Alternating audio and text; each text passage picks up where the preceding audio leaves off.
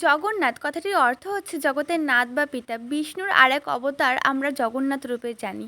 আর এই জগন্নাথের সবচেয়ে বড় উৎসব হলো রথযাত্রা। আর সামনেই তো রথযাত্রা, তাই জন্য আমি জগন্নাথ বানাতে বসে পড়েছি। আর তার সঙ্গে বানাবো তার বোন আর ভাই সুভদ্রা ও বলরামকে। কিছুদিন ধরে খেয়াল করছি সোশ্যাল মিডিয়ায় ফেব্রিকের খালি কন্টেনারগুলোর উপরে জগন্নাথের ছবি আঁকা হচ্ছে, তো আমিও বেশি দেরি না করে ট্রেন্ডটা ফলো করলাম। ফেসবুকে একটা পোস্ট থেকে ইন্সপায়ার হয়ে আমার এই কাজটা করতে বসা। কিছুদিন ধরেই ফেব্রিকের কন্টেনারগুলো খালি হব হব করছিল, বাট হচ্ছিল না। ফাইনালি আজকে 3টে কৌটো একসঙ্গে খালি হলো, আর আমি বসে পড়লাম জগন্নাথ, বলরাম আর সুভদ্রাকে ড্রয়িং করতে।